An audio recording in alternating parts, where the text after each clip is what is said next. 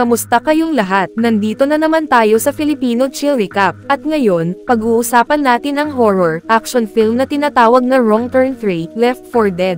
At bago tayo magpatuloy ay isa-shoutout muna natin si Rosalie Bernal, Karen Carion, Mugli TV English, Lance Bibi Portosa, Aaron Lucky KOB, Romal Relion, Agnes Centino from San Pedro, Anieka Pedraza from Cainta Rizal, Katay Vilatco from Davao, Clausen, Eljun Masaglang from San Jose Glan Sarangani Province, JM Tabs from Sorsogon, Lawrence Campos from Manila, Marjon Barbasa from Bacolod City, Nia Polares from Oriental Mindoro, Rodel Jumawan from Bukidnon, Yuta Okocho from Bataan, at Serenity Naval from Antipolo.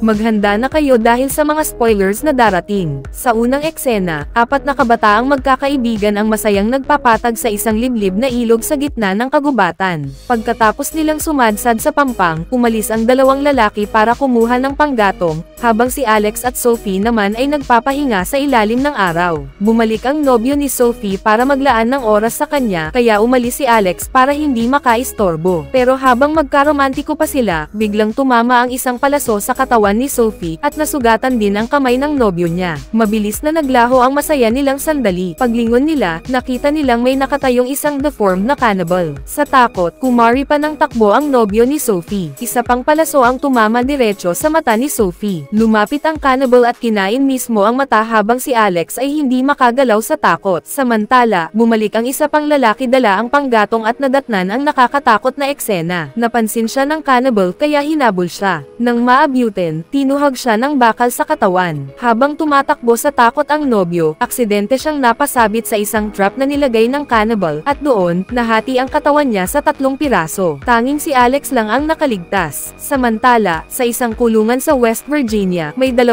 preso na may binabalak. Si Chavez, ang itinuturing na hari ng kulungan, ay nalaman na ililipat siya sa ibang pasilidad sa susunod na linggo. Nagbigay siya ng pera kay Floyd para maghanda ng ambush sa araw ng transfer. Sapat ang ibinigay niyang pera para siguraduhin na walang sablay ang plano. Si Nate ang inatas ang mga siwa sa paglipat ng mga bilanggo. Ngunit dahil may impormante ang warden na nagsabing posibleng atakihin ang transport, inurong ito ng mas maaga, ngayong gabi mismo. Para iwas aberya, binago ng warden ang ruta ng sasakyan at pinasama ang undercover agent bilang isa sa mga bilanggo sa tabi ni Chavez. Kung sakaling may mangyaring atake, siya ang huling depensa at kailangang manatiling malapit kay Chavez para malaman kung sino ang may sabuatan. Nakakadena ang mga preso sa isa't isa, at ang impormante ay nakapwesto sa tabi ni Chavez para makuha ang tiwala nito. Kasabay nito, nakatanggap si Lane, isang deputy sa lokal na himpilan, ng report tungkol sa 4 na kabataang hindi na bumalik matapos ang kanilang kayaking trip. Plano niyang magsagawa ng investigasyon, pero ang sheriff mismo ang nagpasyang puntahan ang ilog. Sa kulungan naman, hinanda ni Nate ang 5 preso para sa biyahe, sina Chavez, Floyd, ang impormante, si Crawford at Brandon.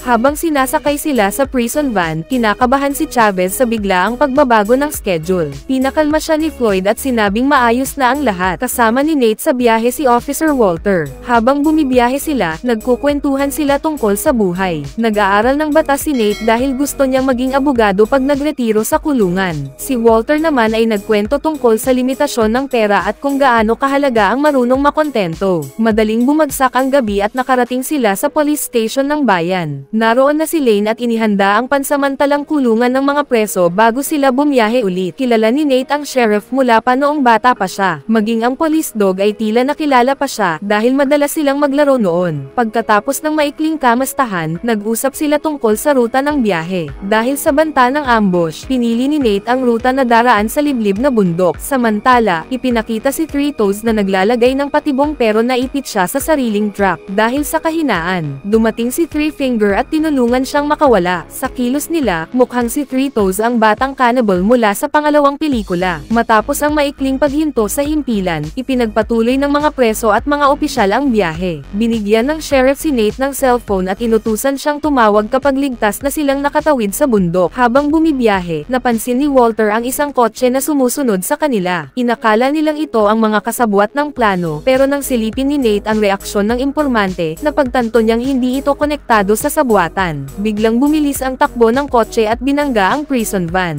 Pagbagal ng van, pamwesto ang kotse sa unahan at naglatag ng spike strip na nagpa-flat ng gulong ng sasakyan. Nawala sa kontrol ang van, nabangga sa barikada, at tumigil. Habang ini-inspeksyon ni Nate ang paligid, sinamantala ni Chavez ang pagkakataon at inagaw ang baril niya. May gwardya sanang papaputok sa kanya, pero biglang may tumamang kutsilyo sa leeg ng gwardya, galing sa kung saan. Tuwang-tuwa si Floyd sa pagkakatama ng kutsilyo at sumigaw sa mga kasabwat niya para lumabas. Pero sa halip, sunod-sunod na mga palaso ang dumating at umalangaw-ngaw ang nakakatindig balahibong tawa mula sa gubat. Doon nila napagtanto na hindi ito ang kasabwat ni Floyd, ibang mga nilalang ito. Agad nilang inuna ang pagtakas kaysa magplano pa. Inutusan ni Chavez si Nate na kunin ang susi sa van. Ngunit bago pa niya mahanap ito, sumabog ang van. Wala silang nakuha. Ngayon, lahat ng baril ay nasa kamay na ng mga preso. Iminungkahi ni Floyd na patayin na lang sina Nate at Walter para mas madali silang makatakas, pero tumanggi si Chavez. Narinig niya ang usapan ni Nate at sheriff at alam niyang kabisado ni Nate ang lugar. Si Nate lang ang makakaakay sa kanila palabas. Sinabi ni Nate na may lookout tower sa itaas ng bundok na maaaring may gumaganang radyo. Habang naglalakad sila sa gubat, may biglang tumalon kay Nate si Alex. Mabagsik siyang humawak kay Nate dahil ilang araw na siyang nagtatago sa bundok matapos patayin ng cannibal ang mga kaibigan niya. Noong una ay hindi siya pinaniwalaan ng mga preso, pero nang makita nila ang seryoso niyang mukha, naniwala rin sila. Nang marinig ni Chavez ang tungkol sa inflatable raft ni Alex, nakaisip siya ng plano para makatakas pababa ng ilog. Pinilit niyang kumbansihin si Alex na samahan sila kapalit ng gantimpala kapag nakaligtas sila. Habang naglalakad, nilapastangan siya ng ilang preso. Biniro pa siya ni Crawford na bibigyan siya ng kotse kapag sumama siya rito. Hanggang sa makakita sila ng tila inabando ng armored truck na may mga bakas ng dugo pero walang bangkay. Sinilip ni Nate ang loob at napansin niyang binasag ang mga bintana mula sa labas. May mga senyales ng bangkay na kinaladkad palabas. Nakita rin niya ang isang susi para sa likurang compartment at isang baril, lihim niya itong itinago. Nang buksan ang compartment, tumambad ang tambak ng pera mula sa isang lumang armored car heist. Agad na gustong angkinan ni Floyd ang lahat pero iginiit ng impormante na pantay-pantay ang hati. Nagkaroon ng mainit na pagtatalo hanggang sa palihim na ibinigay ni Nate ang baril kay Walter dahil hindi ito mapagbibintangan na may itinatago dahil sa pagkasugat niya. Nang lalo pang uminit ang away, nagpaputok si Chavez para mapatigil ang lahat. Inutusan niyang kumuha ng tig-2 bundle ng pera ang bawat isa at ang natitira ay paghahatian na lang pagkaligtas. Kahit si Walter na sugatan ay pinilit niyang magbitbit ng pera, nakangiti pero halatang may tinatagong plano. Natawa si Walter at sinabing walang silbi ang pera ng mga patay, sabay lingon at putok ng baril. Nagulat si Chavez at galit na gumanti, kaya binaril niya si Walter. Pagkatapos nito, nagpatuloy ang grupo at hindi nila inaasahang masusundan nila ang isa sa mga patibong ng cannibal.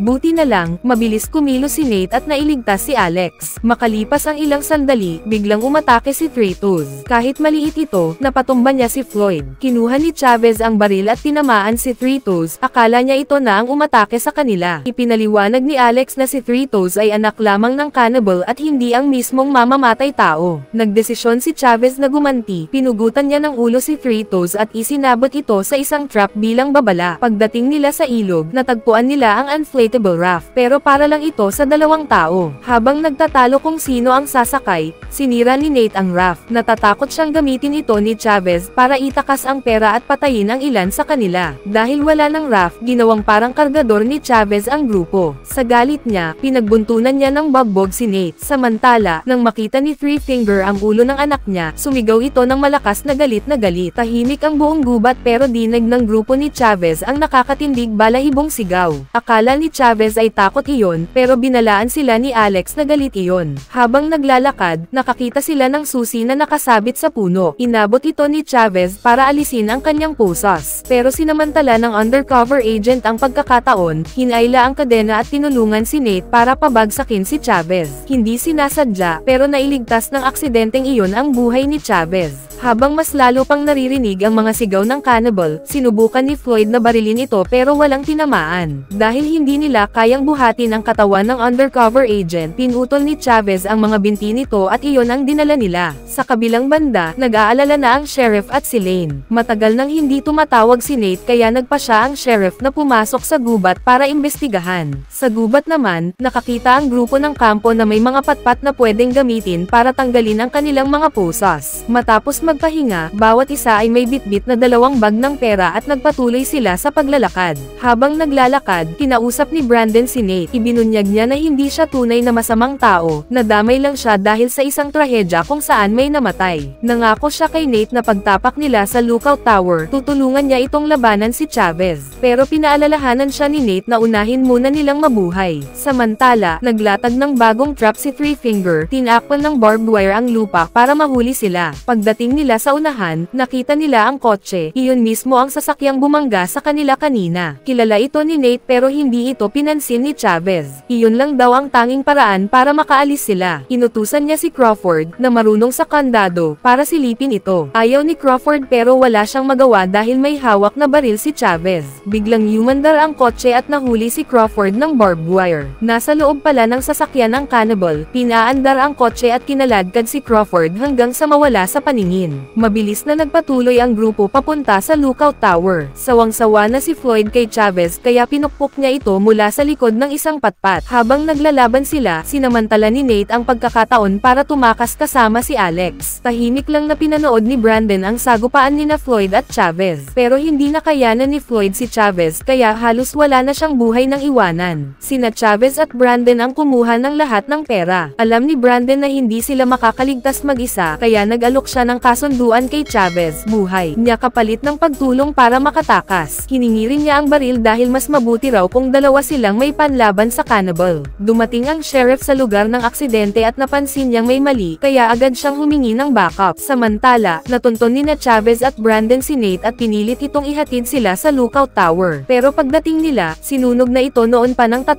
cannibal mula sa unang pelikula. Galit na galit si Chavez at inakusahan si Nate na nagsisinungaling. Itinutok niya ang baril para patayin si Nate pero bago siya makaputok, kinagat ng police dog ang kamay niya. Lumabas ang sheriff na armado ng 2 baril at tinanong si Alex kung ano ang nangyari. Ipinaliwanag ni Alex na naroon lang malapit ang cannibal, ramdam niya ito. Bago pa niya matapos ang paliwanag, biglang bumagsak mula sa itaas ang bakal na pamalo at tinuhag ang sheriff. Kinuha ni Chavez ang baril at itinutok kay Nate. Samantala, si Floyd, na nakaligtas pala, ay natagpuan ang pera na itinago ni Chavez sa ilalim ng puno. Ibinulsa niya ito at umalis. Pagbalik ni Chavez, nadiskubre niyang wala na ang pera at agad niyang naisip na si Floyd ang kumuha nito. Galit na galit siyang nagtungo para habulin ito. Alam ni Floyd na hindi niya matatakbuhan si Chavez kaya itinapon niya ang pera sa ilog. Habang itinutok ni Chavez ang baril para patigilan siya, biglang nagpakita ang cannibal at nagtapon ng Molotov cocktail. Nasunog si Floyd pati na rin ang pera. Wala nang magagawa ang natira, kaya nagpasya silang bumalik sa police station. Habang naglalakad, muling lumitaw ang kotse, isa pang patibong. Pinilit ni Chavez si Alex na lumapit sa sasakyan. Biglang lumabas ang cannibal at nagtapon ng Molotov cocktail para harangan ang daan, sabay hila kay Alex papasok sa gubat. Sawang-sawa na si Brandon kaya umatake siya mula sa likod ni Chavez. Sinabihan siya ni Nate na bumalik sa bayan at tumawag ng tulong habang siya naman ay susugod para iligtas si Alex. Pero napakalawak ng gubat kaya hindi niya alam kung saan magsisimula. Buti na lang, lumitaw ang police dog. Kinuha ni Nate ang piraso ng damit ni Alex at pinaamoy ito sa aso para masundan ang bakas niya. Samantala, nakarating si Alex sa lungga ng cannibal kung saan nakita rin niya si Lane, ang assistant ng sheriff, na bihag na rin. Sinundan pala ni Lane ang sheriff sa gubat pero nahuli siya ng cannibal. Habang tinatangka ni Brandon na tumakas, bumawi si Chavez at sinuntok siya hanggang mawalan ng malay. Kinuha ni Chavez ang baril at naghanda para sa huling laban. Nang harapin niya ang cannibal, nakatama siya ng isang bala pero hindi ito nakapatay. Wala na siyang bala kaya naglaban sila ng mano-mano. Sa una, lamang si Chavez pero dahil sa mabilis na paggaling ng cannibal, unti-unti siyang natalo. Tinamaan si Chavez, napatumba, at doon biniyak ng cannibal ang bungo niya para kainin ang utak niya. Dumating si Nate sa lungga at nailigtas si Alex. Pero bago sila makalabas, umatake muli ang cannibal at natanggalan ng baril si Nate. Naghabulan at nagtagisan sila ng lakas. Sinubukan ni Alex na lusubin ito sa likod pero parang walang epekto. Nang malapit nang mapatay si Nate, sumugod ang ang police dog at kinagat ang kamay ng cannibal. Pero agad itong tinamaan ng palakol ng cannibal. Habang nakatalikod ang halimaw, sinunggaban ito ni Alex at sinaksak ng matulis na kahoy mula sa likod. Ginamit nila ni Nate ang truck ng cannibal para makatakas. Pero dahil hindi ito madaling patayin ng walang tama sa ulo, muling lumitaw ang cannibal. Hinailan nito ang truck gamit ang kadena at tumalon sa ibabaw nito. Sa tensyon, binangga ni Nate ang truck sa puno kaya tumilapon ang cannibal. Pero mabilis itong nakabangon at muling umatake gamit ang palakol. Umilag si Nate at kinuha ang isang hook saka tinamaan ang ulo ng cannibal. Sa wakas, patay na ito. Dumating si Brandon na nakarinig ng laban. Matapos ang lahat ng pinagdaanan nila, nagpa siya sina Nate at Alex na bigyan siya ng kalayaan. Pagsikat ng araw, dumating na ang mga pulis mula sa bayan at nakita sina Nate at Alex. Matapos gumaling si Nate sa mga sugat niya, bumalik siya sa armored truck at nakakita pa ng ilang natitirang bag ng pera. Sa pagkakataong ito, nagpa siya siyang kunin ito para sa sarili niya, at habang nakangiti siya sa bagong yaman niya, doon nagtapos ang kwento.